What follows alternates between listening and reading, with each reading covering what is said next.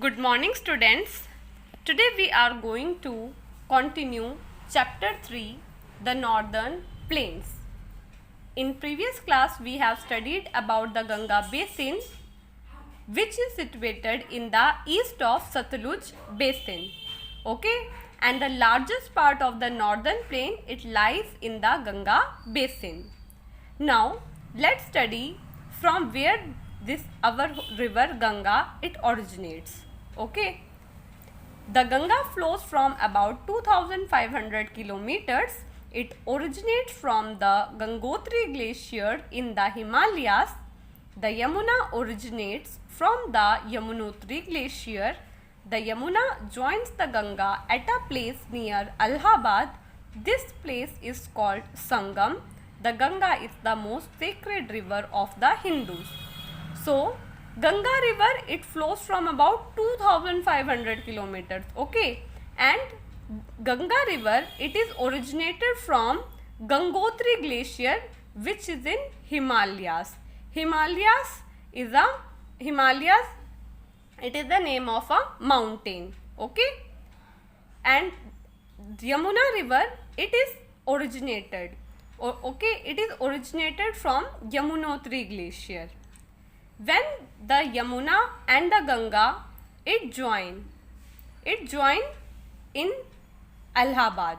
Okay, in a place which is near to Allahabad, and the place where river Yamuna joins with river Ganga, that place is called Sangam, and this Sangam is near Allahabad. It is the name of a place.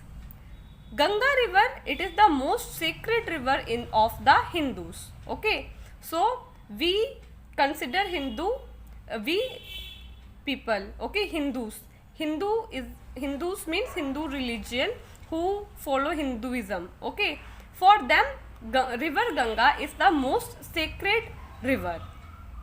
Okay, तो यहाँ पे लिखा हुआ है कि जो Ganga basin है, हमने पिछली क्लास में पढ़ा हुआ है कि गंगा बेसिन जो है वो सतलुज बेसिन के ईस्ट डायरेक्शन में लाई करती है, और जो नॉर्दर्न प्लेन्स है उसका मोस्टली पार्ट जो है गंगा बेसिन में आता है. ये हमने पिछली क्लास में पढ़ा था. अब जो है गंगा बेसिन कहाँ से ओरिजिनेट होता है ये आज हम पढ़ेंगे. तो गंगा जो है 2500 किलोमीटर से बहती हुई आती है, मीन्स इतना ये बहती है. और ये कहाँ से ओरिजिनेट होती है? ओरिजिनेट का मतलब कहाँ से ये निकलती है, स्टार्टिंग पॉइंट क्या है. किसी भी चीज़ का कोई स्टार्टिंग पॉइंट होगा ना, वो कहाँ पे है गंगा जी का. तो गंगा नदी जो है गंगोत्री ग्लेशियर से निकलती है, जो कि हिमालयाज में है. हिमालयाज क्या होता है? पहाड़ियाँ है हिमालय. ठीक है, जो जम्मू कश्मीर वगैरह ना उस साइड जो हिमालय के पर्वत होते हैं ना, वहाँ पे ग्लेशियर्स होते हैं. ग्लेशियर का मतलब एक बहुत बड़े बड़े ना, जैसे बर्फ जैसे होते हैं ना, ये आप फोटोज में देख रहे हो, तो ये इस टाइप के ग्लेशियर्स. वहाँ पे गंगोत्री ग्लेशियर का, जो गंगोत्री ग्लेशियर है हिमालयाज में, वहाँ से गंगा ओरिजिनेट होती है. यमुनोत्री ग्लेशियर से यमुना नदी ओरिजिनेट होती है, यानी कि यमुना जी का और स्टार्टिंग पॉइंट जो है वो यमुनोत्री ग्लेशियर से आता है, वहाँ से निकल के आती है ये. जब यमुना नदी गंगा नदी से मिलती है ना, उस प्लेस को, उस जगह को संगम कहते हैं, और ये संगम जो है इलाहाबाद के पास में है. हिंदुओं के लिए जो गंगा है वो मोस्ट सेक्रेड रिवर है, यानी कि सबसे पवित्र. सेक्रेड का मतलब होता है पवित्र नदी. ठीक है, पवित्र नदी है हिंदुओं के लिए गंगा, सबसे ज्यादा पवित्र नदी है. ठीक है, तो आप पिक्चर में देख सकते हो, ये संगम है जहाँ पे यमुना और जो है गंगा नदी मिल रही है. ठीक है, और ये इलाहाबाद के पास में है. अगर मैं आपको पिक्चर इसमें शो करूं, जो ये आपका है फिगर, ये मैप दिखा रखा है, तो देखो यहाँ से आपका जो है हिमालयन रेंज है. ठीक है, हिमालयन रेंज से जो है आपकी गंगा नदी भी और यमुना नदी भी यहाँ के ग्लेशियर से निकलती है. ये यमुना नदी है, ये गंगा नदी है. जब ये मिल रही है ना, यहाँ पे मिल रही है, तो ये संगम है जो कि इलाहाबाद के पास में. Moving on to next page. When it enters West Bengal, it gets divided into two streams. Moving on to next page. It enters West Bengal, it get divided into two streams. One of them is the river Hooghly, which flow through West Bengal. The other stream is the river Padma, which passes through Bangladesh. Finally, they flow into the Bay of Bengal. The major crops grown here are wheat, rice, sugar cane and jute. So, when river Ganga, it enters the state of West Bengal, it get divided into two streams. Two streams means two rivers.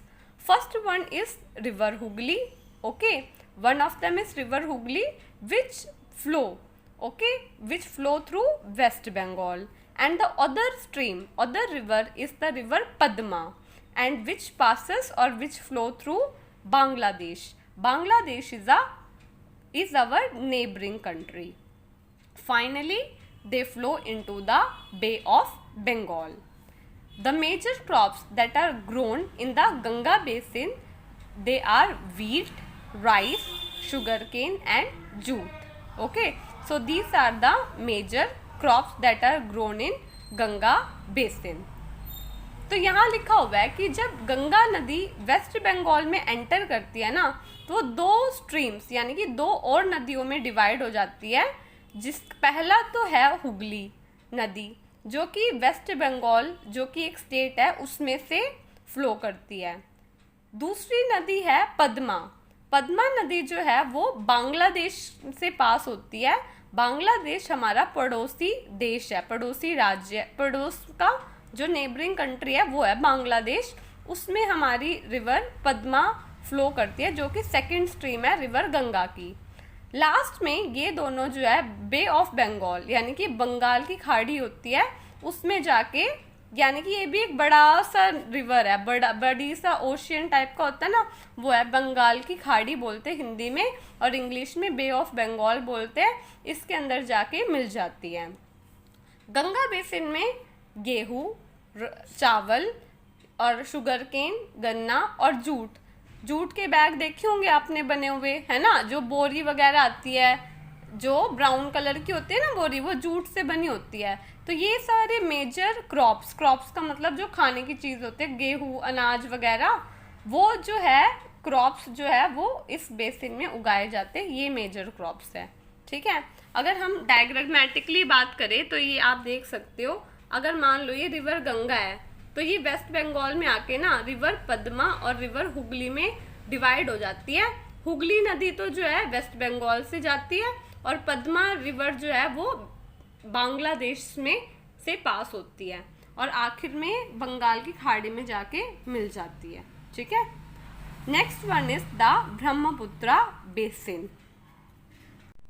We will do this topic in our next class, okay? So, I hope you understood today's class. Please read this chapter at least 2 times. Thank you so much. Have a nice day. Bye.